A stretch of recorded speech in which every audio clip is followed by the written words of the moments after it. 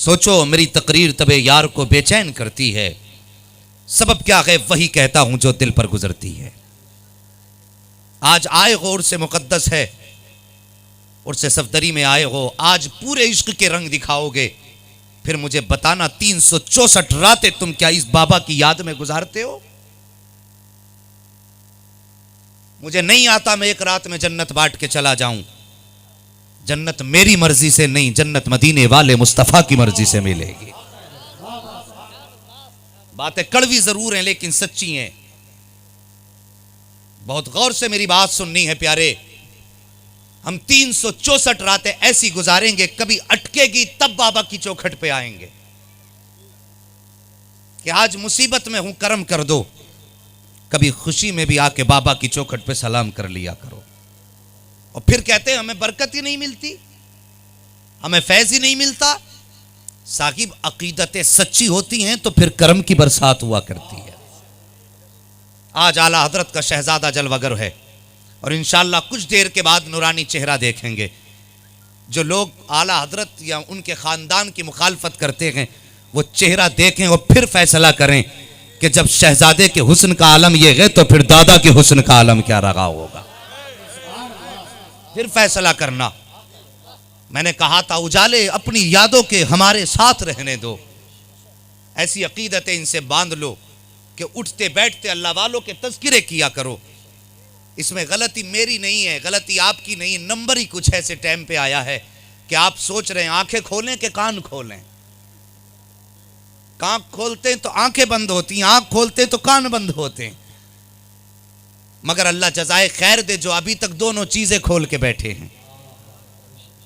ये बैठक रायगा नहीं जाएगी। मेरी कुछ बातें हैं, बस तवज्जो से सुनना। मैंने कहा था ये निस्बतें बड़ी काम आती हैं। उजाले अपनी यादों के हमारे साथ रहने दो। न जाने किस गली में जिंदगी की शाम हो जाए, न जाने किस गली में जिंदगी की शाम हो जाए। साहिब अकीदतें सच्ची करो। आज जिस चमकते आदमी को देखा उसके हाथ में हाथ दे बैठे, जिसको देखा नंगा आया गए फिर आंखें बंद करके गिर गए। बहुत पहुंचा हुआ है, कपड़े ही नहीं पहना है। हाँ हमारी कौम क्या हुआ, हमारी कौम को कोई नंगा मिल गया, 10-10 अंगूठी हैं, पीछे पड़ गए। नंबर भी दे, तावीज भी दे, पता भी दे।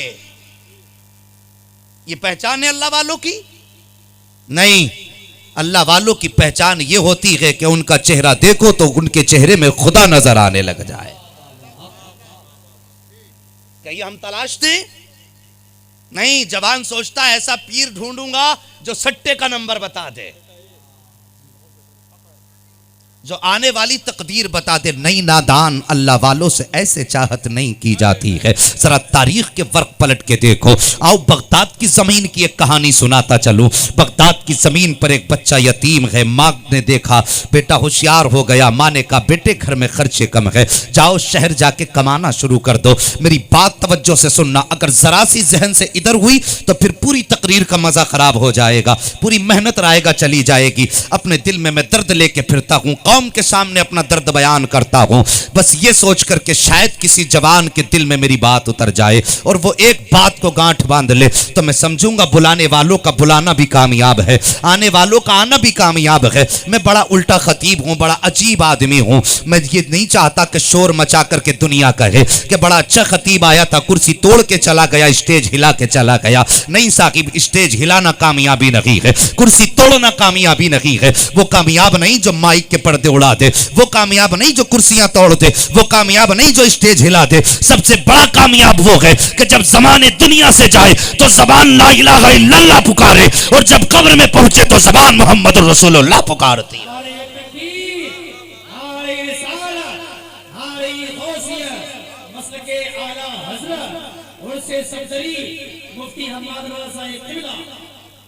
सबसे बड़ा कामयाब वो है जो ईमान बचा के ले गया। इस दौर में सबसे मुश्किल काम है ईमान का बचाना।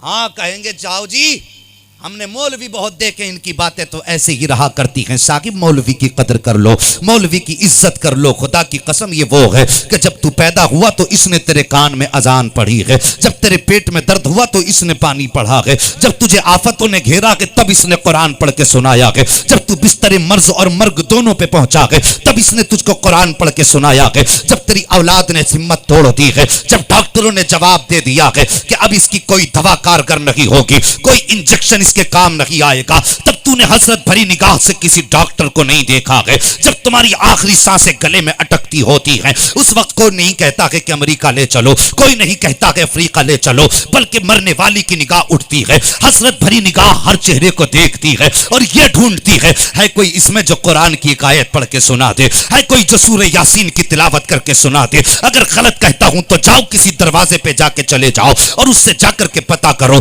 कि बता तेरे घर से कोई जनाजा उठा है कि नहीं उठा है, तेरे घर से कितने जनाजे उठे हैं। पूरी बस्ती में एक घर नहीं दिखा सकते हो जिस घर में यह जवाब मिल जाए कि हमारे घर से कोई जनाजा नहीं उठा है। जब जाकर के पता करोगे तो कोई कहेगा मेरे घर से 4 जनाजे उठे हैं, कोई कहेगा मेरे घर से 5 जनाजे उठे हैं, कोई कहेगा मेरा घर का घर साफ हो गया है। साकिब मरना सभी को है, लेकिन जब मौत का वक्त आता है, मौत की सख्ती होती है, तब बाप अपने बेटों की तरफ देख के कहता है शहजादो पूरी जिंदगी की कमाई तुम्हारे लिए छोड़ के जा रहा हूं, ये करोड़ों की संपत्ति छोड़ के जा रहा हूं, जरा कुरान पढ़ के तो सुना दो। वो बेटे जो बाप की जायदाद इस्तेमाल करते हैं गर्दन झुका के खड़े हो जाते हैं और कहते बाबा तूने हमें इंजीनियर तो बनाया लेकिन कुरान का कारी न बना सका, तूने डॉक्टर तो बनाया है कुरान का कारी न बना सका, तूने मास्टर तो बनाया है कुरान का कारी न बना सका। ए बाप दुनिया की कोई बात हो तो हमसे कर, कुरान हम नहीं सुना सकते हैं। अल्लाह अकबर। उस वक्त में ये सारे बेटे तलाश किसी जाहिल को नहीं करते हैं बल्कि किसी मकतब के पढ़ने वाले एक तालिब इल्म को तलाश करते हैं जो कुरान पढ़ करके सुनाते। मैं पूछना चाहता हूँ उलमा के खिलाफ जबान खोलने वालों, अब जरा अपने गिरबान में झांक करके देखो, जब तेरे सीने में दम अटकने लगा है तब एक मकतब का बच्चा काम आ रहा है और तू उंगली पकड़ के लाया है और लाने के बाद कहा है कि मेरे बाप के सामने खड़े हो जा। अल्लाह की कसम खा के कहता हूँ जैसी 10 साल के बच्चे ने यासीन शरीफ की तिलावत शुरू की है, इधर कुरान की तिलावत शुरू हुई है, उधर रब के करम के फरिश्ते उतरना शुरू हुए हैं। जब रब की रहमतों के फरिश्ते उतरे हैं तो अब सांसें आसानी से दम तोड़ रही हैं, अब सांसों की माला टूटी है, मोती बन के हवा में बिखरे हैं, बाप भी मुस्कुराता गया है। मैं पूछना चाहता हूँ अपने बाप की जायदाद इस्तेमाल करने वालों, अगर दर्द इतना ही है बाप का तो कुरान तुझे पढ़ना था, अगर दर्द इतना ही है बाप का तो तिलावत तुझे सुनानी थी। जायदाद तू इस्तेमाल करे, कुरान ये पढ़ के सुनाए, फिर भी गालियां इन्हीं को दी जाए।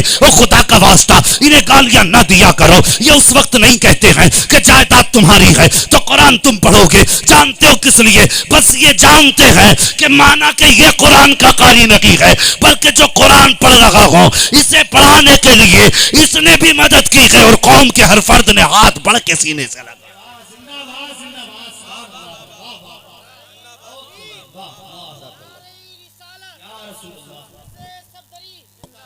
क्यों दब रही है इसकी? हाँ, अगर मेहमान समझते हो तो मेरी बात याद रखना, आपका अपना हूं, दुश्मन नहीं हूं आपका। बस मैं चाहता हूं मेरी कौम जन्नत में चली जाए, बस ये ख्वाहिश है मेरी कौम जन्नत में चली जाए और बस इतना ही चाहता हूं अल्लाह महबूब के सदक़े में सबको जन्नत अता फरमा दे। तवज्जो है, अल्लाह सलामत रखे।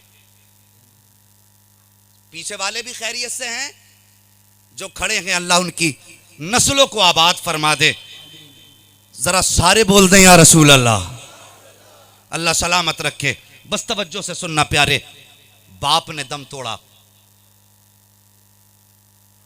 बेटा यतीम हुआ, होश संभाला, मां कहने लगी बेटे घर के खर्चे नहीं चलते।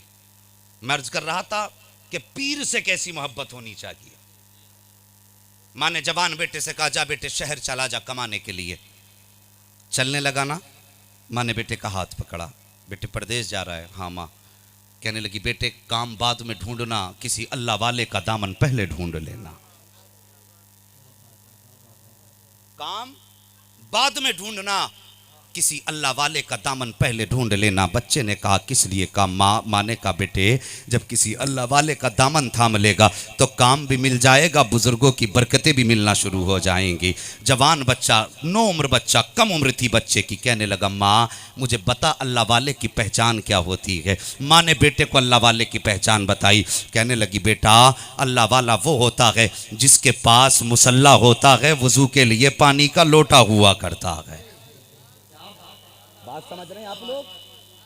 अल्लाह वाले की पहचान क्या है? जिसके पास मुसल्ला हो और वुजू के लिए लोटा हो। ये निकला घर से शहर पहुंचा, तलाश करता रहा, कोई अल्लाह वाला भी ना मिल सका। भूख शिद्दत की थी, सोचने लगा पहले काम लगा लूं बाद में अल्लाह वाला तलाश करूंगा। एक दुकान के अंदर गया, जाके क्या देखता है उसके पास मुसल्ला बिछा हुआ था, पास में लोटा रखा हुआ था। जाके कहने लगा मुझे काम की ज़रूरत है। उसने कहा ठीक है हमें भी काम वाले की ज़रूरत है। उसने उसको रख लिया। फिर कहने लगा बाबा मेहरबानी करो मुझे अपना मुरीद बना लो। वो कहने लगा बेटे मैं कैसे मुरीद बना सकता हूँ, मैं कोई पीर नहीं हूँ, मैं कोई वली नहीं हूँ। कहने लगा नहीं मेरी माँ ने बताया था कि जिसके पास मुसल्ला और लोटा होगा वो अल्लाह वाला होगा। कि आपके पास मुसल्ला भी है, लोटा भी है, मुरीद बना लीजिए। अल्लाह अकबर। इतनी जिद की वो कहने लगा चल यार घड़ी का टाल नहीं क्या है।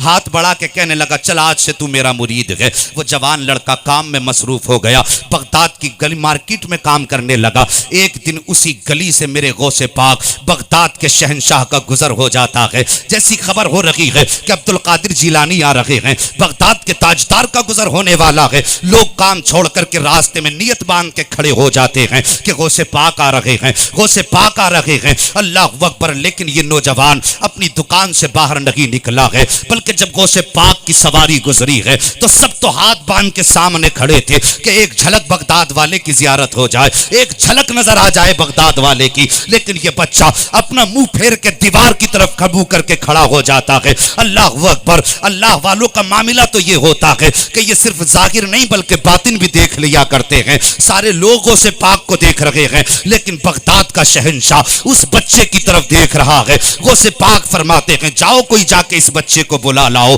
अल्लाह अकबर। क्या हमें अपने पीर से ऐसी अकीदत होती है? जरा देखो तो सही। गौसे पाक ने बच्चे को बुलाया है और बच्चा आया गर्दन झुका करके। गौसे पाक फरमाते हैं बेटे ये पूरा शहर मेरी एक झलक देखने के लिए बेकरार है और तुझे क्या हुआ है कि तू अपना चेहरा मेरी तरफ करता ही नहीं है। उसने कहा हुजूर मैं माना कि आप अब्दुल कादिर जिलानी सबसे बड़े गौस हैं, लेकिन मैं अपने पीर के सिवा किसी और का चेहरा देखना नहीं चाहता हूं। अल्लाह अकबर। इतना सुनना था। गौसे पाक फरमाते कौन है तेरा पीर? जैसी कहा कि कौन है मेरा तेरा पीर, उसने अपने पीर की तरफ इशारा किया, लेकिन वो पीर भी उसी लाइन में।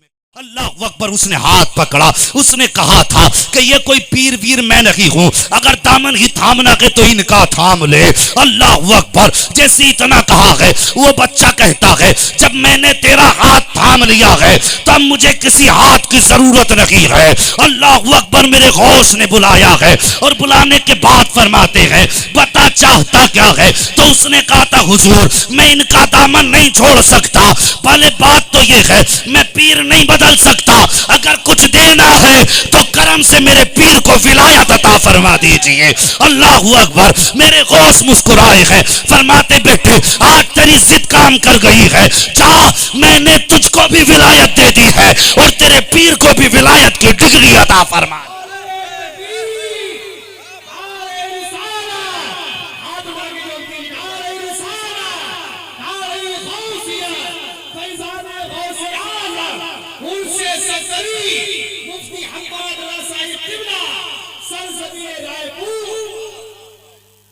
कि ये मिजाज है हमारा।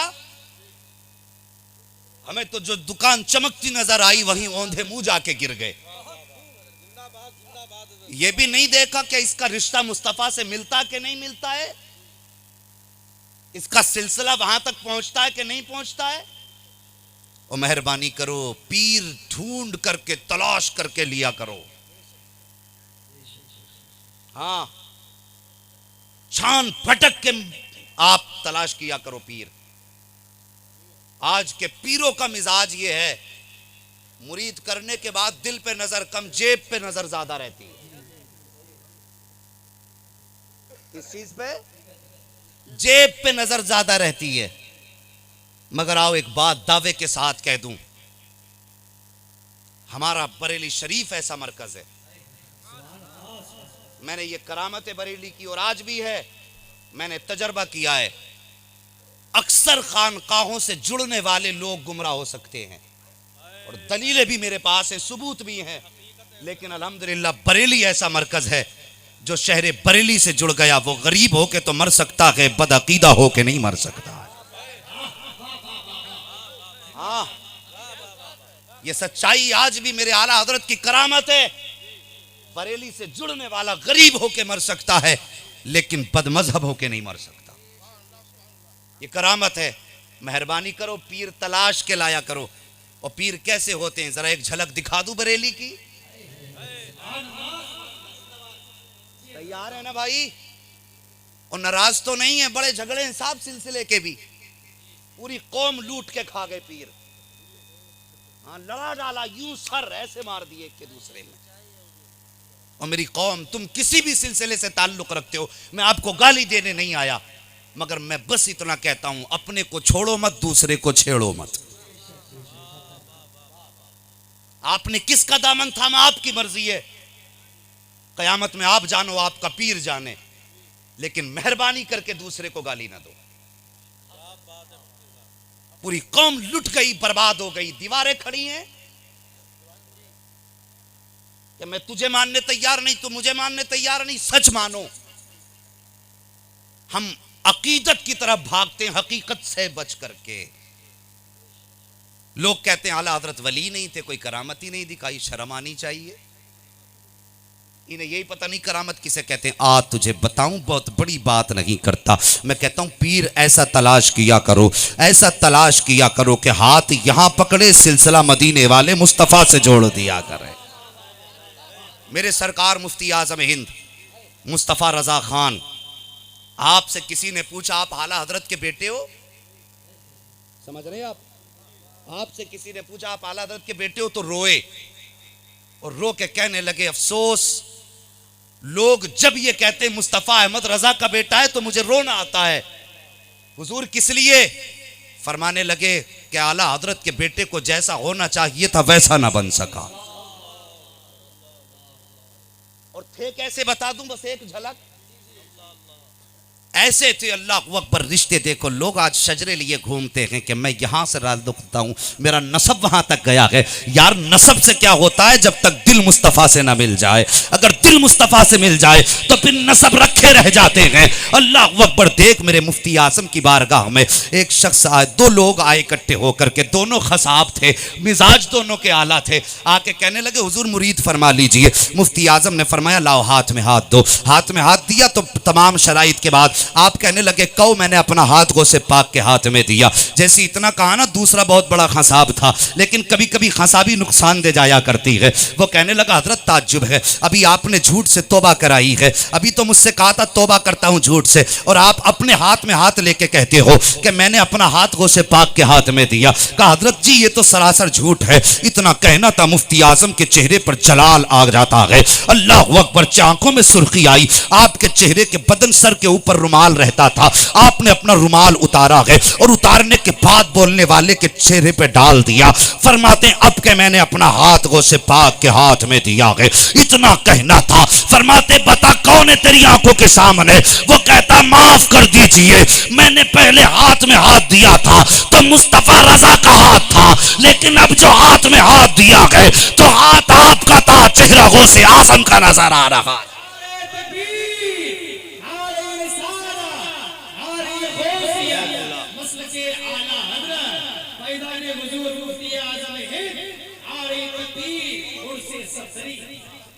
मेहरबानी करो। इतना बड़ा बेटा कहता है, मुझे शर्म आती है जब कोई आला हजरत का बेटा कहता है। सोचो जब इतने बड़े बेटे का ये आलम है तो फिर इनके बाप का आलम क्या होगा। खैरियत है? आज के बाद पीर छान फटक के रखना है। कुर्बानी का बकरा चारों तरफ से घूम के लेते हो और लाके क्यों? इसलिए कि कई मोहल्ले वाले ये ना कहें कहां से लुट आया। तो यहां कुर्बानी का बकरा तो मोहल्ला देख रहा है और कयामत में पीर तो अव्वलीन व आखिरीन सब देखेंगे, सब देखेंगे। ऐसे पीर का दामन थामना जो कयामत में शर्म उठानी ना पड़े। मैं अक्सर कहता हूं कितने पीर ऐसे हैं जो मुरीदों के साथ दोज़ख में जाएंगे, हाँ, और कितने मुरीद ऐसे हैं जो पीरों के सदके में दोज़ख में जाएंगे। पीर हमें मुस्तफा से जोड़ने के लिए होते हैं, तो अच्छे पीर तलाश करो, अल्लाह वालों से निस्बतें मजबूत कर लो। आज एक बात और मुझसे कही गई कि ये सैयद अफजल मियाँ, आपके चहल्लुम से भी ये महफिल ताल्लुक़ रखती है। अल्लाह हजारों रहमत नाजिल फरमाए मुस्तफ़ा के शहजादे की कब्र अनवर पर। हाँ, सैयद की शान ये है, फरमाया गया अल्लाह ने सैयदों के ऊपर जहन्नम की आग हराम फरमा दी है। अभी कुछ दिन मैंने पहले कमेंट देखे, कुछ सोशल मीडिया पे वीडियोस उनके वायरल किए गए, तरह तरह के वायरल, हाँ, तरह तरह के वीडियोस वायरल। उस पे कमेंट किया गया, यार वो कुछ भी सही, उनके पास इतनी मजबूत शय है कि वो तेरे हजार अमलों पे भी भारी पड़ सकती है। तू कुछ भी हो सकता है, बता क्या तू मुस्तफा का बेटा हो सकता है? लेकिन ये निस्बत उनके पास है। अगर सैयद ईमान पे चला जाए तो फिर उसे जन्नत में जाने से कोई चीज नहीं रोक सकती है। बहुत बड़ी निस्बत है सैयद होना। मेहरबानी करो, ख्याल करो, कभी सैयदों के बारे में जबान ज्यादा ना खोला करो। इनका अदब करना हम पे फर्ज है, हमारे ईमान का हिस्सा है। तवज्जो है ना आपकी मेरी बात पे? अगर किसी को बात कड़वी लगे आ जाए, फिर यहीं बैठ के सुलह हो जाएगी इंशाअल्लाह। इजाला कर देंगे, बाद में मुरादाबाद जाएंगे। हाँ, तो बुजुर्गों का एहतराम करो, नबी की औलाद से निस्बतें कायम कर लो। अल्लाह अकबर। आओ मेरे मुस्तफ़ा की ज़िंदगी देखो, इनका कितना बड़ा एहसान है इस्लाम पर। मेहरबानी करना मेरे भाई, ये हमारी जमातों में जो पार्टी बंदियाँ हैं ये ख़त्म कर लो, इख्तलाफों की दीवारें ख़त्म कर लो। एक दूसरे को हम देखने को तैयार नहीं है, ख़ानदान ख़ानदान का दुश्मन है, भाई भाई के गले काट रहा है। हमें हुआ क्या है? कौन सा दीन हमें मुस्तफ़ा ने दिया था, आज वो दीन हमें नज़र नहीं आता है। अल्लाह अकबर। डॉक्टर इकबाल ने कहा था, तुम हो सूरत में नसारा तो तमद्दुन में हुनूद। ये वो मुस्लिम हैं जिन्हें देख के शर्माएंगे यहूद। आज आए दिन की कहानियां नहीं है कि फला गांव में आज आपस में लड़ाई में 2 कत्ल हो गए, आज 3 कत्ल हो गए। और मेरे भाई जवानों बुजुर्गों, जिनके हम सर फोड़ा करते हैं, उन्हीं के जनाजे हम ही को उठाना पड़ा करते हैं। जिनको हम कत्ल किया करते हैं, उन्हीं की कब्रों पे हम ही को फातिहा पढ़ना होती है। तो मेहरबानी करो, अपनों का खून ना बहाओ। इस उम्मत को बड़ी मेहनत से सींचा है मेरे मुस्तफ़ा ने, बड़ी मुश्किलों के बाद ये दीन हम तक पहुंचा है। आप जल से पूरी जिंदगी करेंगे, पूरी जिंदगी सुनते रहेंगे। मैं दुआ करता हूं अल्लाह पूरी जिंदगी जलसों से आबाद कर दे, पूरी जिंदगी मुस्तफ़ा के जिक्र से आबाद कर दे। लेकिन मेरी कुछ कड़वी बातें सुन करके चले जाना। दवाई जितनी ज्यादा कड़वी होती है, फायदा उतना ज्यादा हुआ करता है। मेहरबानी करो, मुआशरे को बेहतर करो, अपनों के साथ अच्छा सलूक करो। जरा देखो तो सही, मेरे नबी मक्के शरीफ की सरजमीन पर पैदा हो रहे हैं। सैयदा आमिना के आंगन में मेरे नबी जलवगर हुए हैं। अल्लाह अकबर। वालिद का इंतकाल पैदा होने से पहले हो चुका है। अभी उम्र शरीफ 6 साल आई है कि मुस्तफ़ा की वालिदा लेकर के बेटे को अपने बाप ने दादा के अपने मतलब ये मुस्तफ़ा के वालिद के पास मिलाने लेकर के गई, यानी कि उनकी कब्र पर लेकर के गई। रास्ते में आपका भी इंतकाल हो गया, आप वापस आए, दादा के पास रहे, उनका भी इंतकाल, चचा के पास रहे, उनका भी इंतकाल। वक्त ऐसा आया कि मेरे नबी ने ऐलान नबुव्वत फरमाया, हजरत खदीजतुल कुबरा से निकाह फरमाया। अल्लाह ने महबूब को 4 बेटियां अता फरमाई हैं। अल्लाह अकबर। 4 बेटियां मेरे मुस्तफ़ा को रब ने अता फरमाई है। निकाह आपका हुआ, 4 बेटियां आपके पास हैं। ऐलान नबुव्वत फरमाया। बस ऐलान नबुव्वत करना था कि मक्के वालों ने जमीन तंग करना शुरू कर दी। मुसीबतों के पहाड़ मुस्तफ़ा पे टूटने लगे। और मेरी कौम के जवानों में हाथ जोड़ के गुजारिश करता हूँ, खुदारा मुस्तफ़ा के दीन की कदर कर लो, मजहब इस्लाम की इज्जत कर लो। अपने चेहरे से इस्लाम की निशानियों को मिटाया ना करो, अपने लिबास से मुस्तफ़ा की अदाएं दिखाया करो। कोशिश ये किया करो, आका करीम ने सारी जिंदगी उम्मत के लिए दुख उठाए हैं ज़ाहिरी ज़िंदगी हम जब तक जिएंगे और जब तक जिएंगे आका की मोहब्बत में ज़िंदगी गुजारेंगे। साहिब ज़रा देखो तो सही मुस्तफ़ा ने कौन कौन सा सितम उम्मत के लिए बर्दाश्त किया है। जब मेरे नबी ने ऐलान नबुव्वत फरमाया, खुदा की वहदानियत का एक ऐलान फरमाया, तब मक्के वाले साथ छोड़ गए थे। सब ने साथ छोड़ दिया था। जो कहते थे तुम अमीन हो वो भी झूठा कह रहे हैं, जो कहते थे तुमसे अच्छा अखलाक किसी का नहीं है आज वो भी बुराई कर रहे हैं। अल्लाह अकबर। ज़मीन इतनी तंग कर दी गई, इतनी तंग कर दी गई कि मेरे नबी के ऊपर मक्के की जमीन तंगी हुई। सरकार से बाइकाट मक्के वालों ने किया है। मेरे नबी अपने खानदान अपने घर वालों के साथ शाबे अबी तालिब में चले जाते हैं। हजरत अबू तालिब की एक संपत्ति थी, एक घाटी थी, उसमें गए और जाकर के वहां पर ठहर गए हैं। 3 साल तक मेरे नबी ने शाबे अबी तालिब में गुजारे हैं। और जवान जरा सोच तो सही, अगर तेरा बेटा एक दिन रोजा रख लेता है, छोटा बच्चा एक दिन रोजा रखे, शाम को तुम आते हो तो सोचते हो इसके लिए ये भी ले लें, मेरे बेटे का रोजा है, शरबत भी ले लूं, मेरे बेटे का रोजा है, खाने के तरह तरह के सामान ले लूं, आज मेरे बेटे ने कुछ नहीं खाया है, तेरा ए बेटा एक दिन भूखा रहता है तो तुझे बेटे का इतना ख्याल है। फिर मेरा नबी शाबे अबी तालिब में है। मक्के वालों ने पाबंदी लगा दी है, कोई बाजार की चीज मुस्तफ़ा को नहीं दी जाएगी, खाने की चीज आका के गुलामों तक नहीं पहुंचनी चाहिए। अल्लाह अकबर। आलम यह हो गया कि फाकों के फाके होने लगे हैं। मेरे नबी गुलामों से फरमाते हैं जाओ मेरे शहाबा, जाओ जाकर के मेरे गुलामों मक्के के बाजार से कुछ खरीद लाओ। जब आका करीम के गुलाम मक्के की गलियों में आए हैं तो मक्के वालों ने बाहर के तिजारतियों से सारा सामान पहले ये सोच करके खरीद लिया था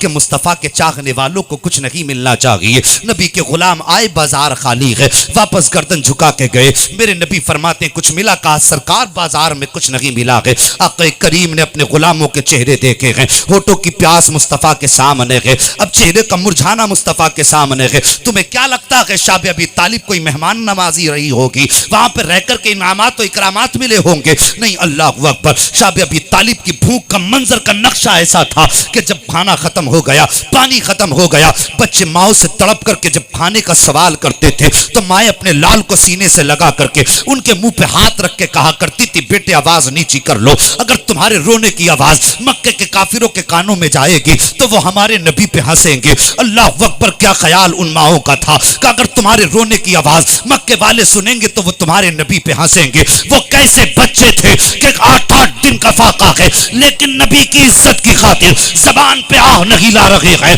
और वो बच्चे जो माओ का दूध पी रहे थे, जब माओ की गोद में सिसक सिसक के दम तोड़ने लगते हैं, माओ ने बेटों को मरता हुआ देखा है लेकिन मुस्तफ़ा का साथ नहीं छोड़ा है, बेटों को तड़पते हुए देखा है लेकिन मुस्तफ़ा का साथ नहीं छोड़ा है। लेकिन साकिब कहानी यही खत्म नहीं हो जाती है। ये बात सिर्फ गुलामों की नहीं है बल्कि उसी शाबे अबी तालिब में मेरे नबी की बेटियां भी तो मौजूद थी। अल्लाह अकबर। सैयदा फातिमतुज़ ज़हरा हसनैन की अम्मा जब आई है मेरे मुस्तफ़ा की बारगाह में और छोटी सी उम्र में आके कहा था बाबा भूख बहुत तेज की लगी है, कुछ खाने का इंतजाम कर दीजिए। तुम्हें क्या लगता है कि मुस्तफ़ा जाने रहमत मुस्कुराए होंगे? आओ बहुत हंसते हो, अगर हंसने की बात है तो मिल के हंसते हैं। जरा दिल थाम के इस बात को सुनना। जब नबी की बेटी ने आके कहा था बाबा भूख बहुत तेज की लगी है, मेरे नबी की नबुव्वत वाली आंखें बरस जाती हैं। बेटी का हाथ पकड़ा है। अल्लाह अकबर। सरकार फरमाते हैं आओ बेटी। मेरे नबी ने सैयदा का हाथ पकड़ा और उसी शाबे अबी तालिब में चक्कर लगाए हैं। एक दरख्त के नीचे पहुंचे हैं, कुछ टूटे हुए सूखे पत्ते पड़े थे। मेरे नबी फरमाते फातिमा बैठ जाओ। नबी की बेटी बैठ जाती है। ला कोई ऐसी बेटी हो कि जिसने इस्लाम के लिए एक वक्त का फाका किया हो, दिखाओ कोई ऐसी बेटी जिसने मजहब इस्लाम के लिए सिर्फ पानी पी के 3 दिन का गुजारा किया हो। हमारा तो कुछ लगा ही नहीं इस्लाम पर, तो हमारी बेटी को क्या पता इस्लाम क्या है, हमारे जवान को क्या पता इस्लाम क्या है। आओ मुस्तफ़ा की जिंदगी के करीब हो जाओ। मेरे नबी ने बेटी का हाथ पकड़ा है, शाबे अबी तालिब में एक दरख्त के नीचे लाए हैं जिसके सूखे हुए पत्ते जमीन पे पड़े थे। मेरे नबी ने फरमाया फातिमा बैठ जाओ। इतना कहना था, सैयदा दोजानू होकर के बैठ जाती हैं। मेरे नबी अपने नबुव्वत वाले हाथों से पत्ते इकट्ठे फरमा रहे हैं। जैसी सरकार ने पत्ते इकट्ठे किए हैं, फरिश्ते चीखने लग जाते हैं, रो के कहते हैं ए अल्लाह, अगर पहली कौम अपने नबियों से जन्नती खाना मांगा करती थी तो तूने उनके लिए जन्नती खाने उतार दिए हैं, मगर मेरे मालिक देख तो सही, आज ये नबियों की सरदार की बेटी खाना मांग रही है। इजाजत हो तो जन्नत का दस्तरखान लेकर के चले जाए, अगर तू कह दे तो जन्नत का खाना लेकर के चले ले जाए। रब ने फरमाया फरिश्तों तुम मेरे महबूब को नहीं जानते हो। अल्लाह अकबर, फरिश्ते खामोश हो जाते हैं। मेरे नबी ने पत्ते इकट्ठा किए हैं, फरमाते फातिमा जरा दामन फैलाओ। अल्लाह अकबर, नबी की बेटी ने दामन फैलाया है। मेरे नबी ने नबूवत वाले हाथों से वो पत्ते उठा करके बेटी की गोद में रखे थे। साकिब ये सैयदुल अंबिया की शहजादी हैं, ये साबिरा भी हैं, शाकिरा भी हैं। जैसी पत्ते गोद में आए हैं आपने ये नहीं कहा था बाबा ये क्या है, बल्कि आप बाप का चेहरा देखती हैं आंख में आंसू आ जाते हैं। मेरे नबी फरमाते हैं फातिमा आज ये पत्ते खा के गुजारा कर लो। अल्लाह अकबर, इतना सुनना था। सैयदा ने हया से गर्दन झुका दी है। कोई जबान पे जुमला नबी की बेटी की नहीं आया है और बेटी की गोद में पत्ते नबी ने दिए हैं। और उसके बाद यूं निगाह उठाई है अर्श इलाही की तरफ और रो के कहते मेरे अल्लाह आज मैंने बेटी की गोद में पत्ते रख करके इसको राजी कर दिया है। मेरे मालिक बस मैं इतना चाहता हूं आज मुझे मन्नो सलवा नहीं चाहिए, जन्नती खाना नहीं चाहिए। इसके बदले में कयामत के दिन जब उम्मत के अमल तोले जाए और उनके अमाल में सिर्फ गुनाह हो तो मालिक मेरी उम्मत के गुनाहों को ना देखना, शाबी अभी तालिब की भूख देख लेना, मेरी बेटी के गोद के पत्ते देख लेना। या अल्लाह इसके बदले में कुछ नहीं चाहिए, अगर तू देना चाहे तो मेरी गुनाहगार उम्मत को जन्नत का परवाना अता फरमा दे। आज हम अपने माथे की निगाहों से शहजादा आला हजरत की जियारत फरमा रहे हैं। यकीनन ये हम सब की मुश्तरका खुशनसीबी है। आप हजरत के चेहरे की जियारत भी करते रहें और थोड़ी देर बस मेरी बात समात फरमा। हजरत लोग ये चाह रहे हैं थोड़ा सा हजरत आगे होके बैठ जाएं।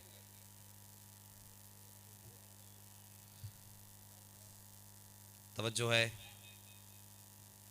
सारे बोल दो जरा या रसूल अल्लाह, सुभान अल्लाह, अल्लाह सलामत रखे। बस तवज्जो कीजिए थोड़ी देर। बड़ा खून नबी के घराने का मजहब इस्लाम पे लगा है। अल्लाह आपको सलामत रखे, आपकी नस्लें आबाद हों। जरा तारीख उठाइए इस्लाम की।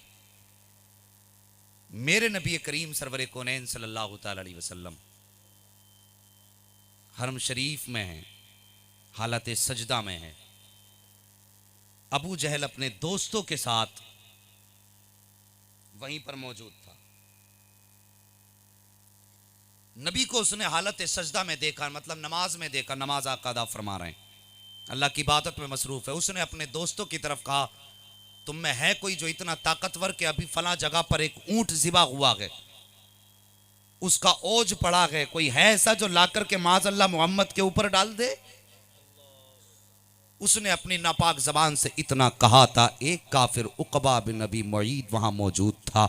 वो जंगजू बहादुर भी था, ताकतवर भी था। दौड़ करके गया और जाने के बाद ओज उठा करके लाया। मेरे नबी सजदे में है, ला करके फेंका सरकार के ऊपर। मेरे नबी सजदे की हालत में है। उसी जगह पर हजरत अब्दुल्ला इब्ने मसूद खड़े थे। वो कहते हैं मैंने देखा, मैं दौड़ पड़ा, जाकर के मैंने ओज को खींचा, लेकिन उस ओज का वजन मेरी ताकत से ज्यादा था। ये कहते हैं कि मैंने जब देखा मुझसे खिंच नहीं रहा था, मैं दौड़ करके अम्मा खदीजतुल कुबरा के हुजरे तक चला गया। जाने के बाद मैंने कहा था माँ घर में कोई हो तो भेज दे। हजरत खदीजतुल कुबरा कहती हैं क्या बात है? कहा आज अबू जहल के दोस्त ने सरकार के ऊपर ओज डाल दिया है। अल्लाह अकबर। कहते इतना कहना था, घर में कोई और तो मौजूद ना था, लेकिन नबी की छोटी शहजादी हजरत फातिमा तो ज़हरा मौजूद थी। कहा इतना कहना था, फौरन घर के बाहर निकल के आ जाती हैं। साहिब बेटी बेटी हुआ करती है और खुदा का वास्ता बेटियों से प्यार किया करो, बेटियों की इज्जत किया करो, बेटियों की कदर किया करो। आज बेटा पैदा होता है तो जलसे भी कराए जाते हैं, नारे भी लगाए जाते हैं,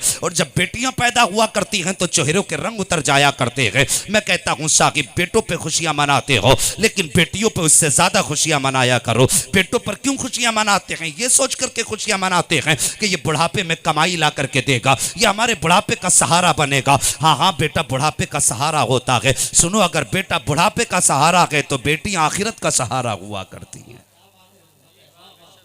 ये आखिरत का सहारा हुआ करती हैं। इनकी इज्जत किया करो। जिन पे बेटे नहीं होते वो सजदों में गिर के बेटे मांगा करते हैं, तुम्हारा हक है मांगो। लेकिन मैं कहता हूं कभी सजदे में गिर के रब से बेटियां भी मांग लिया करो, बेटियां भी मांग लिया करो। सच ये है जिन घर में बेटियां नहीं होती उन घर में खुशियां नजर नहीं आती हैं। लेकिन आज अगर बेटी पैदा हो तो गरीब रोने लगता है, इसलिए नहीं कि बेटी पैदा हुई है, इसलिए रोता है कि अमीरों ने उसका जीना हराम कर रखा है। इतने बड़े बड़े मुंह फैला रहे हैं, रिश्ते में 10 लाख चाहिए, 8 लाख चाहिए, तेरे बाप ने कमा के रख दिए। भीख मांगने का इतना ही शौक है तो दिल्ली की जामा मस्जिद पे जाके रुमाल बिछा ले, इतनी दौलत मिल जाएगी, तेरी भी शादी होगी, तेरी आने वाली नस्लों में तेरे बेटों की भी शादियां हो जाएंगी। रस्म बना रखी है कि बाप बेटी को पालता है, ये कम है? तुम्हें पालते पालते बाप 10 बार कहता अब कमाओ, तुम्हारा बोझ नहीं उठता। उससे पूछ उसने बेटी को कैसे पाला है। बाप 40 साल में आकर के बूढ़ा हो जाता है, अगर गरीब है तो उम्र बूढ़ा नहीं करती, बेटी की फिक्र बूढ़ा कर देती है। लेकिन हम इतने जालिम हो गए, हम तो जब से पैदा हुए अब्बा कहता है ऐसी जगह शादी करूंगा जहां बेटे को 4 पहिया मिले। औकात नहीं है, साइकिल की भी ख्वाब देखता 4 पहिया मिले। मिजाज हमारी कौम के। मेहरबानी करो, गरीबों का जीना हराम ना करो, गरीबों के साथ नरमी से पेश आओ, ताकि किसी गरीब के घर बेटी पैदा हो तो उसे बेटी का दुख ना हो, बल्कि अगर बेटी पैदा हो तो वो मुस्कुराए, बेटी की आमद पे खुशियां मनाए। और अगर कोई ये कहे कि निकाह कैसे करेगा, तो आशिकों तुम ऐसे अपने उसूल बना लो, मुस्कुरा के कह देना मेरे पास दौलत तो नहीं है, मदीने वाले मुस्तफा की सुन्नत जरूर मौजूद है। मिजाज बनाओ वैसे।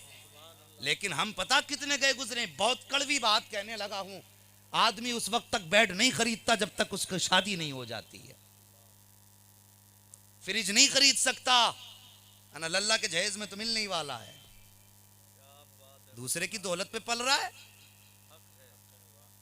उलमा से पूछिए, इन बुजुर्गों से पूछिए, फरमाएंगे अगर तू बीवी को लेटने के बिस्तर का इंतजाम तेरे पास करने की औकात नहीं है, तेरी उसे रहने की छत की तेरी औकात नहीं है, खाना खिलाने के लिए बर्तन की औकात नहीं है, तो तेरे लिए निकाह करना जायज भी नहीं है। और अगर तेरे पास इतनी हैसियत थी तो तूने बेड खरीदा क्यों नहीं? वो आती है बेचारी, अपने बाप के दिए बिस्तर पे सोती है, अपने बाप के दिए बर्तन में खाती है, अपने बाप के दिए सामान को इस्तेमाल करती है, और फिर भी उसे दुनिया भर के ताने खाने पड़ते हैं। साहिब मेहरबानी करो, बेटी चाहे तेरी हो या मेरी हो, बेटी बेटी हुआ करती है। हमारे नबी ने तो काफिरों की बेटी को सीने से लगाया है, फिर हम कलमा पढ़ने वाली की बेटी को सीने से लगाने तैयार क्यों नहीं? अगर किसी गरीब की बेटी निकाह करके किसी घर आ जाती है तो ससुराल वाले ताने दे के मार दें, लाई क्या अपने बाप के घर से, लाई क्या अपने बाप के घर से? क्यों फर्ज था इस पे जो लेके आती? मेहरबानी करो, किसी गरीब को बार बार उसकी गुर्बत के ताने दे करके उसे जलील और रुसवा ना करो। याद रखना, अल्लाह की लाठी में आवाज नहीं होती है। आज तुम उस बेटी को ताने दे रहे हो सकता कल तुम्हारी बेटी को कोई गोली धक्के दे के घर से निकाल ले। हम अपनी बेटी को तो ये चाहते हैं कि इसे कोई ऐसा घर मिले जहां पर बेड पे शान से रहे, सोने के लुकमे खाए, और दूसरे की बेटी को कुत्ते की निगाह से देखा जाता है, और फिर कहते हो गौस का दामन नहीं छोड़ेंगे। तुमने पकड़ा ही कब है गौसे पाक का दामन? पहले पकड़ो, उसके बाद ना छोड़ने का दावा करना। पूरी कौम का रोना, आए दिन फोन आते हैं, हजरत दुआ करना बेटियों के रिश्ते नहीं हो रहे। मैंने पूछा क्यों? कहते हैं कि गरीब इतने हैं कि 2-4 लाख दे नहीं सकते हैं, कोई बेटियों का हाथ मांगने तैयार नहीं है।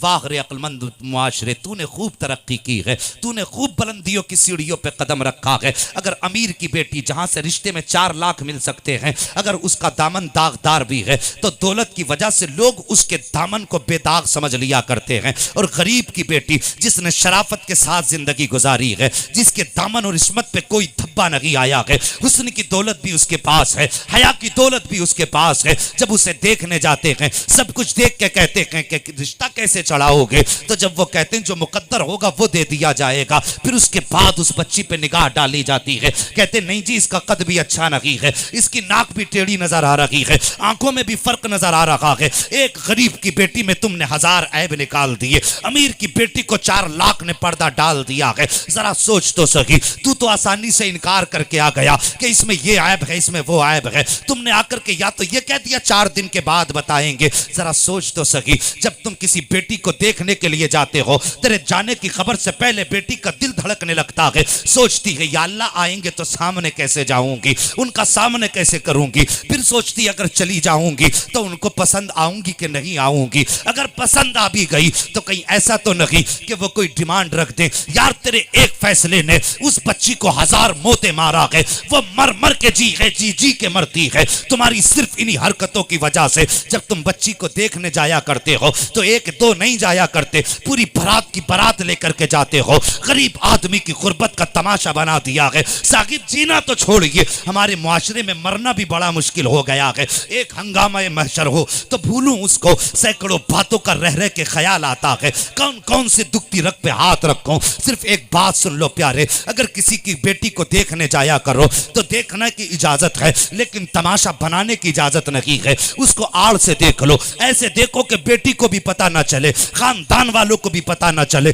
तुम देख करके आ गए और आने के बाद तुमने ये कह दिया कि हमें तेरी बेटी पसंद नहीं आई है। अल्लाह अकबर, जानते हो फिर वो बेटी कई दिन के लिए घर से निकलना बंद कर देती है। वो अपने बाप का सामना नहीं कर पाती है, वो अपने भाई का सामना नहीं कर पाती है, बल्कि रो के रातों को कहती मेरे मालिक अगर कद अच्छा नहीं है तो मेरा क्या कसूर, बनाया तो तूने है। रंग अच्छा नहीं है तो मेरा क्या कसूर, बनाया तो तूने है। अगर आंख नाक अच्छी नहीं है तो मेरा क्या कसूर है, बनाया तो तूने है। ओ लोगों, गरीब की आह न लिया करो, वरना वो दिन दूर नहीं है कि अगर इधर गरीब की बेटी रो जाएगी तो एक दिन जब कब्र में जाओगे, अल्लाह कब्र में लिटा करके तुम्हें इतना रुलाएगा, इतना रुलाएगा कि रोते रोते आंसू कम पड़ जाएंगे, कोई आंसू पोंछने वाला कब्र में नजर नहीं आएगा।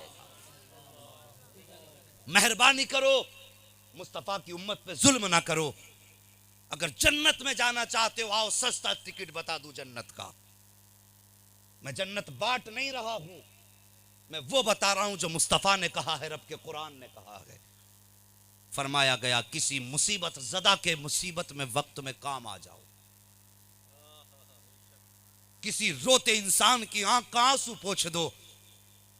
फरमाया गया इधर गरीब राजी हो जाएगा, उधर मदीने वाला मुस्तफा राजी हो जाएगा। हाँ, रिश्ते और जहेज में ले लिए 10 लाख, मस्जिद में दे दिए 5000, बन गया जन्नती। हाँ, 5000 दे के हो गया जन्नती। यार सोचो तो सही, कितने बापों ने अपनी जमीन बेच दी बेटी के निकाह के लिए। लोगों की डिमांडें पूरी करते करते गरीबों ने मकान तक बेच डाले हैं, मकान तक बेच करके गरीब अपनी बेटियों को रुखसत कर रहे हैं। इतने बड़े बोझ बन गए हैं हम उम्मत पर। मेहरबानी करो, मेहरबानी करो, अगर जन्नत में जाना चाहते हो गरीबों को निभाते चलो। अगर अल्लाह ने आपको दौलत दी है, आपको खाने पीने में ठीक ठाक रखा है, किसी का मोहताज नहीं बनाया है, और जन्नत में जाना चाहते हो तो आओ ये अहद कर लो, आज के बाद जब हम निकाह करेंगे, जिनके निकाह नहीं मैं उनकी बात कर रहा हूँ, निकाह करेंगे तो ऐसी बेटी से करेंगे जो गरीब होगी। जब तुम, मैं बताता हूँ खुदा की कसम, अगर किसी गरीब बेटी का सहारा बनोगे, और बारातें भी देखो साहिब, बारात में भी 400-400 आदमी चल रहे हैं, 500-500 200-200 आदमी तबाही मचा के रख दिए लड़की वालों की। मेहरबानी करो, ये बारात इस्लाम का तसव्वुर नहीं है। इस्लाम की किसी तारीख में 2 चीज़ें कहीं नज़र नहीं आएंगी, एक बारात नज़र नहीं आएगी, दूसरा जहेज नजर नहीं आएगा। जहेज का मतलब क्या है, बाप अपनी खुशी से अपनी बेटी को कुछ भी दे दे, मगर डिमांड वाला जो जहेज है ये कहीं भी तुम्हें नजर नहीं आएगा। अल्लाह अकबर, जरा सोचो तो सही। बस मैं जो बात कहना चाहता हूँ, बहुत जल्द आगे बढ़ना चाहता हूँ, किसी गरीब को अपने घर की जीनत बना लो, अल्लाह तुम्हें जन्नत का मेहमान बना देगा। हमने कितने घरों को देखा है कि भाई दौलत वाले हैं, बहनें गरीब हैं। जब बहनें गरीब हैं, लोग कहते हैं यार गरीब बहन को तो निभा दे, तो पता क्या कहता है कि हाँ हाँ मैंने सोच लिया है, जब भांजी की शादी होगी तो 1 लाख रुपए दे दूंगा, 2 लाख रुपए दे दूंगा। अल्लाह अकबर, 2 लाख रुपए दे के बहन पर एहसान कर रहा है। नादान, ये कोई एहसान नहीं है, ये निभाना नहीं है। अगर निभाना चाहता है तो सुन, बेटे का हाथ पकड़, अकेला बेटी बहन के घर पे चला जा और जाने के बाद कह दे कि मैं तेरी बहन को तेरी बेटी को लेने के लिए आया हूं। खाली हाथ जा करके अपनी भांजी का निकाह अपने बेटे के साथ करके लेकर के आ। मैं ये नहीं जानता हूं, जब तू खाली हाथ अपने किसी रिश्तेदार की बेटी को निकाह करके घर लाएगा तो ये दुनिया क्या कहेगी, ये समाज क्या कहेगा, चौराहों पर बातें क्या क्या होंगी। मुझे कुछ नहीं मालूम है कि दुनिया क्या कहेगी, लेकिन इतना जरूर जानता हूं, जब तू किसी गरीब रिश्तेदार की बेटी खाली हाथ जा करके बगैर किसी बदले में अपने घर की जीनत बना के लाएगा, अल्लाह की इज्जत की कसम खा के कहता हूं, तू घर बाद में आएगा, मदीने वाले का सलाम तेरे घर पे पहले आ चुका हो।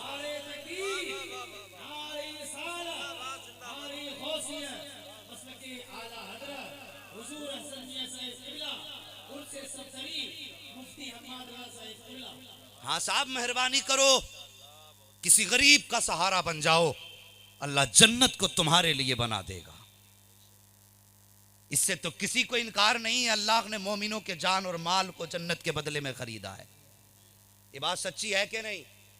ये कुरान का फरमान है, हमारी जान भी खुदा की, हमारा माल भी खुदा का है। जब सब कुछ हम खुदा को पहले ही दे चुके हैं तो अब इतराना किस बात पर? अब तो हमें जीना भी खुदा के लिए। मैंने कहा साहिब, बेटियों से प्यार करो, बेटी बेटी हुआ करती है। हजरत सैयदा फातिमा ज़हरा ने इतना सुना ना कि किसी ने मेरे बाप के ऊपर ओझ डाल दिया है। अल्लाह अकबर, बेटी होती है, अगर बेटा परदेश होता है, अब्बा फ़ोन करे तबीयत ठीक नहीं है, कोई बात नहीं अब्बा 10,000 डाल देता हूँ, कल अच्छे डॉक्टर को दिखा लेना। अगर उसी के बरक्स बेटी 50 किलोमीटर दूर है और उसे पता चल जाए मेरे बाप की तबीयत ख़राब है, कदम खुदा की, बच्चा कितना भी छोटा हो, कैसी भी सर्दी हो, गोद में उठा के दौड़ लगा देती है, अपना घर छोड़ देती, शोहर छोड़ देती है, सब कुछ छोड़ के आती है, अपने बाप के दाएं बाएं घूमती है। अब्बा पानी चाहिए, अब्बा पानी चाहिए, खाना चाहिए, हर चीज़ बाप की मर्जी से पेश करती है। साहिब, ये बेटियां हुआ करती हैं। आज इन्हीं बेटी को शादियों के बाद लावारिस कर दिया करते हो, और खुदारा बेटियों के साथ जुल्म ना किया करो। मेरे नबी की बेटी देखो, जैसी सुना है सैयदा फातिमा ने कि मेरे बाप के ऊपर किसी ने ओजड़ी डाल दी है, तोड़ लगाई सैयदा फातिमा तो ज़हरा ने। अल्लाह अकबर। हजरत अब्दुल्ला इब्न मसूद फरमाते हैं, एक तरफ से सैयदा फातिमा ने धकेला है, दूसरी तरफ से मैंने खींचा, तब वो ओझ हटा पाए हैं। फरमाते हैं, जैसी मेरे नबी ने सजदे से सर उठाया है, सरकार की नबुव्वत वाली आंख में आंसू हैं। सैयदा फातिमा तो ज़हरा ने अपने बाप का चेहरा देखा, आंख में आंसू देखे। अल्लाह अकबर, बाप की गोद में नहीं गई हैं, बाप के गले से नहीं लगी हैं, पलक के पीछे मुड़ी हैं, हरम शरीफ के खिलाफ से लिपट जाती हैं, काबे से लिपट जाती हैं और कहती, मेरे अल्लाह, जिन्होंने मेरे बाप के ऊपर ओझ डाला है, अल्लाह इनको दुनिया से तबाह बर्बाद फरमा दे। इतना कहना था, मेरे नबी दौड़े, बेटी को दीवार से हटाया है, सीने से लगा के कहते, मेरी बेटी अपनी दुआ वापस ले ले, ए बेटी अपने जुमले वापस ले ले।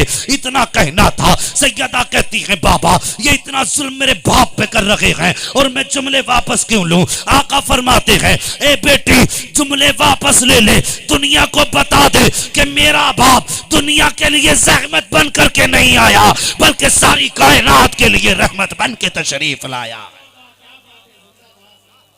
अल्लाह अकबर। इतना कहने के बाद सैयदा फातिमा ने जुमले तो वापस ले लिए, लेकिन बेटी की दुआ थी, नबी की बेटी फातिमा तो ज़हरा की ज़बान के जुमले थे, अर्शे इलाही आसमान को चीरते हुए अर्शे इलाही तक पहुंच गए। और फिर बस इंतजार था बद्र के मैदान के लगने का।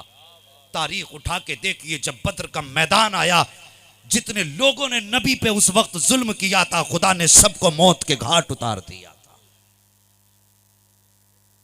साहिब, बड़ी कुर्बानियां मेरे नबी के घराने की है, और हम तो एक उसूल जानते हैं, बस जो नबी का है वो हमारा है।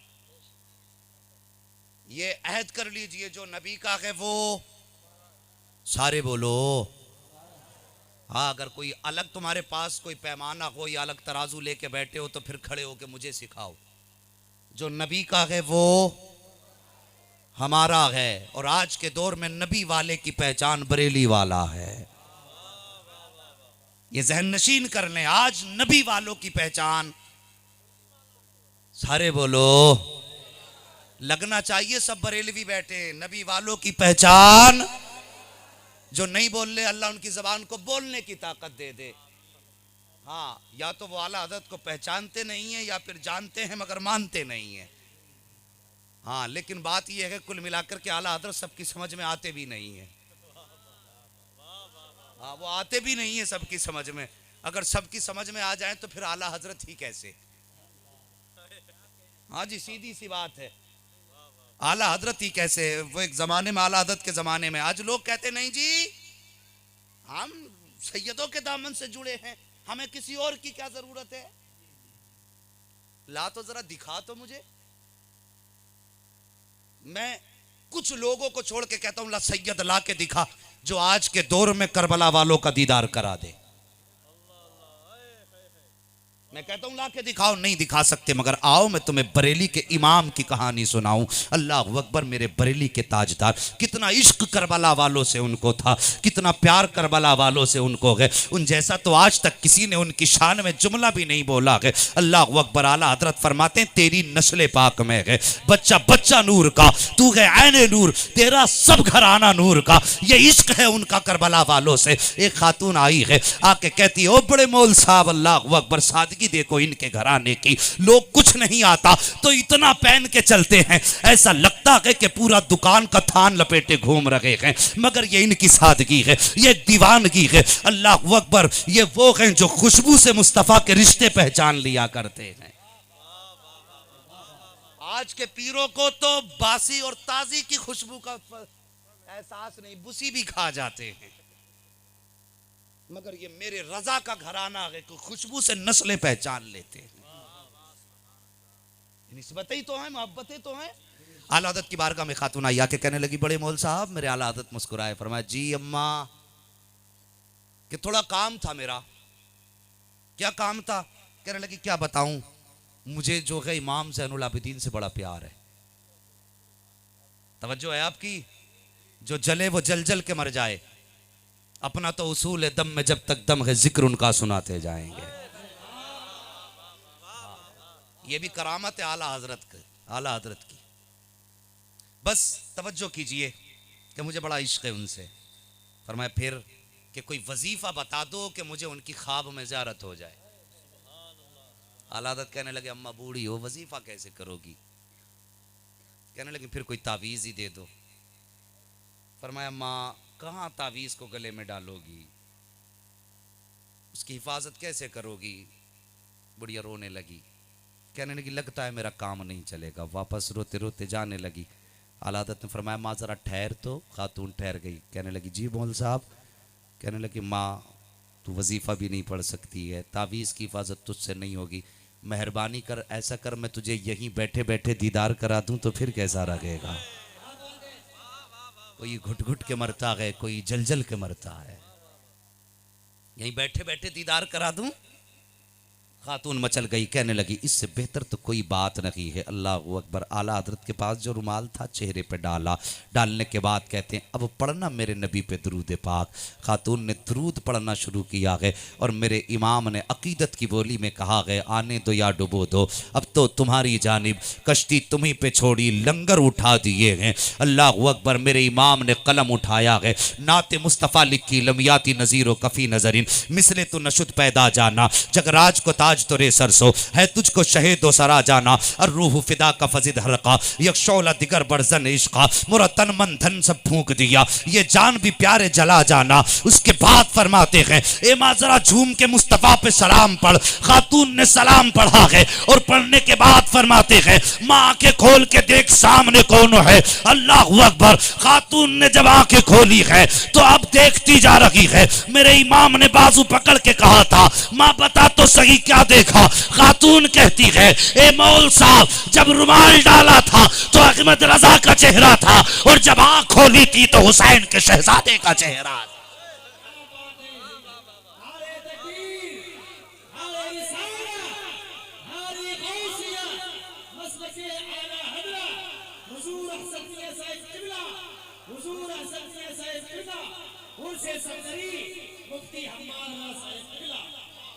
डंडी मारे फिर रहा है, समझ में ही नहीं आ रही है। ये समझते जुब्बा कुब्बा पहनना सबसे बड़ी पीरी की अलामत है। नहीं साहिब, मैंने कहा था पीर वो होता है जो हाथ यहां पकड़ता है, रिश्ते मदीने वाले से जोड़ देता है। हमारी खुशनसीबी है कि हजरत आज हमारी महफिल में रौनक अफरोज हुए, वरना ये तो सब जानते हैं कि लोगों के पैर की जूतियां घिस जाती हैं चक्कर लगाते लगाते। मुश्किल से इन शख्सियतों का दीदार होता है। ये नहीं है कि साहब ये निकल के नहीं आते हो या घर में रहते हो, मसरूफियत ये इतनी है।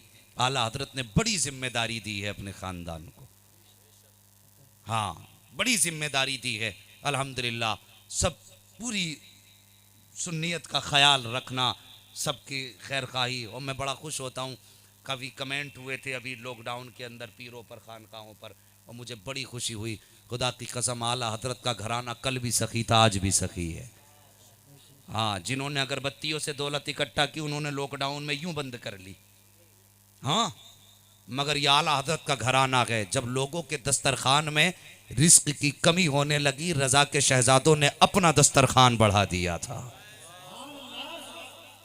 हाँ, अपने घर के दरवाजे दौलत के खोले, बरेली में गरीबों फकीरों जहां तक रसाई हुई सबको खाना खिलाया।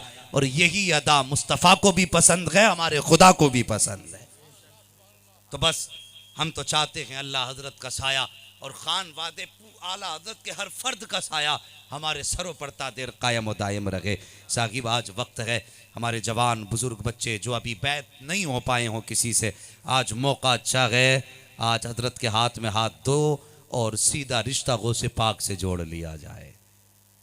हाँ, आप हजरत के हाथ में हाथ दें। कुछ लोग जहन में ये रखते हैं, बस आखिरी बात बता दूं, जहनों में लोगों की ये बात रहती है कि साहब शादी के बाद दोनों एक साथ मुरीद होने चाहिए, या ये होता कि नहीं बीवी शोहर की मर्जी से ही मुरीद होगी। कुछ कहते हैं नहीं जी अभी तो गुनाह कर रहे हैं, बुढ़ापा जब आएगा तब मुरीद हो लेंगे।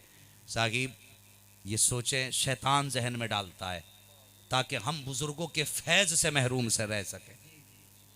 बुजुर्गों के फैज़ से महरूम रखने की वजह से शैतान ये ख्यालात दिल में डालता है। मैं कहता हूँ अपने बच्चे ला के बुजुर्गों के दामन में डाल दो और फिर देखो जवान बाद में होंगे, करम के फैजान पहले नजर आने लग जाएंगे। हाँ, वो जो है ना पीरा मुरीदी का मामला, तो अगर बचपन में मुरीद हो जाओ तो फिर चक्कर लगाने नहीं पड़ेंगे, कलम फूंक दिए, कॉपी फूंक दिए। हाँ, फिर जरूरत नहीं है, सिर्फ घर से माँ बाप की दुआ लेके निकलो, तसव्वुर में अपने मुर्शिद को रखो, दुरूद मुस्तफ़ा पे पढ़ते जाओ। फिर अपने एग्जाम हॉल में बैठो, बिस्मिल्लाह पढ़ के पेपर खोलो, फिर देखो जहन तुम्हारा होगा करम बगदाद वाले गौसे आजम का हो जाएगा। हाँ, फिर इन बुजुर्गों का फैज़ होता है। बड़े खुश नसीब हो, आपके शहर में एक खानकाह है हुज़ूर सफदर मियां रहमतुल्लाहि ताला अलैहि की, ये अल्लाह ताला किस्मत से बारगाहें दिया करता है। ये बुज़ुर्ग जो होते हैं ना, ज़िम्मेदार होते हैं इलाके के। बड़े खुशी की बात है कि आपकी इस रायपुर की ज़िम्मेदारी सफदर मियां के कंधे पर है। अल्लाह ताला साहिब मज़ार के फैज़ान को हम सब पर आम व ताम फरमाए। तो अगर हो सके बच्चों को भी मुरीद करें, बेटियों को भी मुरीद करें, ये कोई शर्त नहीं है। और आपने भी अगर अच्छा पीर नहीं चुना है, आज एहसास होता है कि हम लट्टूरी शाह के हाथ में गए थे, भटूरी शाह के हाथ में गए थे, झाड़ू शाह आए थे, लट्टू शाह आए थे, जबरे शाह आए थे, अंगूठी शाह आए थे, जुब्बे शाह आए थे, बाले शाह आए थे। अजी हालात तो ये हैं पूरे बिसात खाने लिए घूम रहे हैं लोग, पूरा बिसात खाना लिया घूम रहा। मेहरबानी करो। कुछ लोग कहते हैं मौलवियों की बातों में ना आया करो। अगर मौलवियों से दामन छुड़ाओगे तो कहाँ जाओगे? है हमारा नबी सबसे बड़े मौलवी हैं। अगर दामन से मौलवी से दामन छुड़ाओगे तो फिर कहाँ जाओगे? अल्लाह अकबर। पीर ऐसा तलाश करो जो सिलसिला भी अच्छा हो, इल्म भी अच्छा रखता हो। इंशाअल्लाह बस मैं उम्मीद करता हूँ आप इन बातों पर अमल करेंगे। पूरी तकरीर में मैंने कुछ बातें कही, बुजुर्गों से सच्ची निस्बत रखिए, नबी की औलाद से प्यार कीजिए और ख़ानदान आला हज़रत का एहसान भी मानिए और इनकी खिदमतें भी कीजिए। अल्लाह तौफीक दे तो फिर इनके हाथ में हाथ दे करके अपनी सुन्नियत को मजबूत कीजिए।